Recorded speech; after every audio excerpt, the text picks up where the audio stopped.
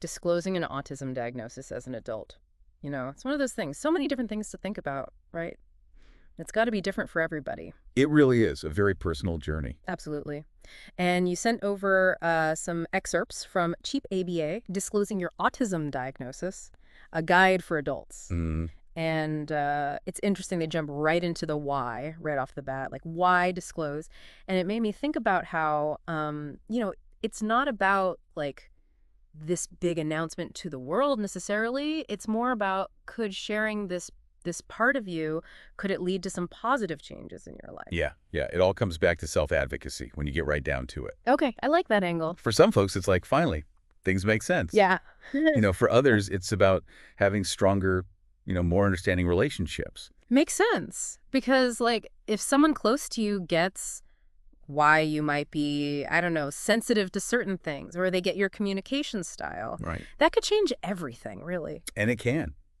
You see relationships totally transform. Wow. The guide also, it mentions that disclosure can actually, help with acceptance of autism more broadly. Oh, interesting. So you're advocating for yourself, but also kind of chipping away at these bigger societal stigmas. Exactly. That's powerful. Right. And I think this is a big but. Like, the guide doesn't pretend there aren't reasons why someone would hesitate. I mean, let's be real. Oh, absolutely. And those hesitations are totally valid. We can't ignore the stigma that's still out there, unfortunately. Yeah. And to put yourself out there knowing you might get negativity or people just not getting it, that's got to be tough. It is. And it's also about personal boundaries. Mm-hmm. You get to decide who to share this with, how much you're comfortable sharing. Yeah. It's your story, your terms. Yeah, totally. It's interesting they say there's no one-size-fits-all approach to this whole disclosing thing, right? You wouldn't, like, tell your best friend the same way you'd tell a coworker, right? Right.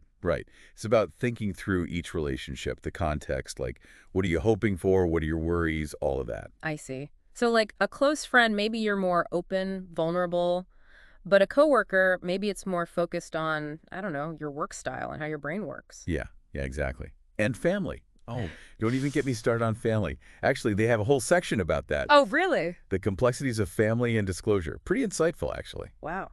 What stood out to you about that? Well, they talk about how families, often they already have, these ideas about autism. Right. And those ideas might not line up with your experience at all. Oh, for sure. So it's like, really think about what they understand about autism and how they might react. Yeah, because even with the best of intentions, people need time to process, It's not always going to be this instant aha moment. You got it. And they emphasize being patient, understanding with yourself, with your family. It takes time. So even if there's no, like, guaranteed script for how people will react, having these conversations in the back of your mind, it could be helpful. See where your own comfort level is. Yeah. It's about you being comfortable. And, you don't have to have all the answers. Right. The guide's got tons of tips for those conversations. And there's always therapy, counseling for support. Having that support system is so key, right? Could be friends, family, professionals, whoever gets it. Right. Yeah, for sure. Having people in your corner. And, the guide doesn't just stop at the why of it all, like, should you disclose? Right. It actually gives you, like, practical advice for having those conversations, which I thought was really cool because it can feel kind of overwhelming, like, where do you even start? It really can. Yeah. A lot of people feel that way. Totally. Like, okay, I've thought about it, I'm ready, but then it's like, how do I actually say this? Exactly. And they're big on being direct, up front. Instead of kind of beating around the bush, just come out and say it. Like, hey, I was diagnosed with autism recently. Helps explain some things. Just putting it out there. Yeah, just like that. Interesting. It's like you can overthink it, right?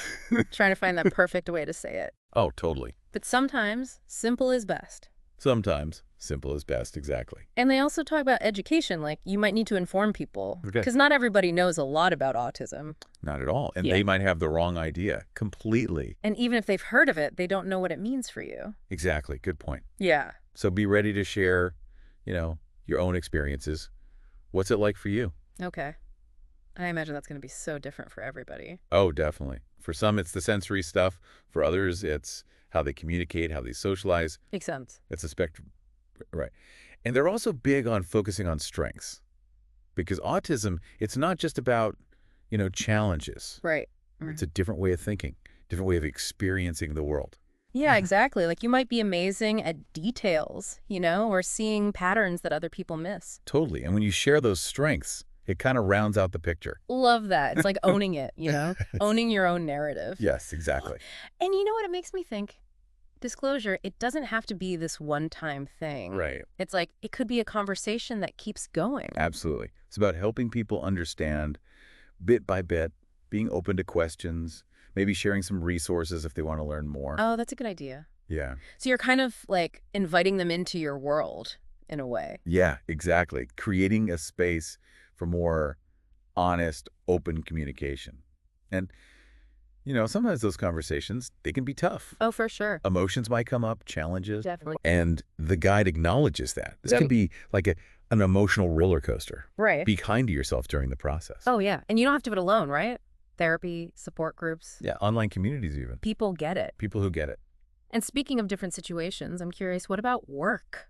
Because that's a whole other thing to think about, disclosing at work. Totally different. Yeah, they have a whole chapter on that. Employment and disclosure. Oh, wow. And their thing is, it's a personal choice. Right. No right or wrong answer. So many factors, right? What's the company like? What's your job like? How comfortable are you with your coworkers? Exactly. And think about why you disclose at work. Are you hoping to get some accommodations? Educate your colleagues. Advocate for yourself better. Yeah, good questions. It's about being smart about it, Strategic. And they give you tips for talking to your boss, like have a private meeting, think about what you'll say beforehand, have some resources ready to share. It's like a toolkit, Like, okay, I've got this. Yeah. It's empowering, even if it's a little scary. Oh, for sure. And remember, it's not just one conversation and you're done. It's ongoing, building understanding, advocating for your needs, all of that. And that might mean like having those tough conversations, setting boundaries. Absolutely. But knowing yourself, knowing what you need, that's huge. It really is. Knowing yourself. And that actually makes me think of one of the things they talk about like a lot in the guide, this idea of self-advocacy, and not even just with disclosure, but just like as a tool in your life. Absolutely. No matter what, whether you tell the world or not, knowing what you need, asking for help when you need it, that's everything. Being your own best advocate. Exactly. Because nobody knows you better than you. And that might look different depending on the situation, right? Like asking for what you need sensory-wise, or maybe setting some boundaries socially. Oh, totally. Or even just knowing when you need a break, right? When you need to step back, recharge. Yeah, like recognizing your own limits. Exactly. Self-advocacy, tuning in, finding ways to meet those needs. Could be talking it out. Could be like literally changing your environment. Could be getting support from people. It's like you're building this, like, I don't know, toolkit almost of ways to handle different things, to advocate for yourself. Love that, a toolkit. And the more you use those tools, the more confident you'll be. Right. Like, you've got this. You got this. Wow. This has been, I don't know, really eye-opening, this whole conversation. We're just scratching the surface here. But this guide you shared. It's a good one. It really is. Gives you a lot to think about. It does. And I think the main thing to remember, there's no one right way to do this whole disclosure thing. Right. Everybody's different. It's so personal. Your journey is going to be your own. Yeah. You got to do what feels right for you. There's no right or wrong. Exactly. And whether you choose to disclose or not, listen, you're valid, you're seen, you deserve to be understood. Perfectly said. We hope this deep dive has given everyone out there some things to think about as you navigate this really personal decision. Thanks for being here.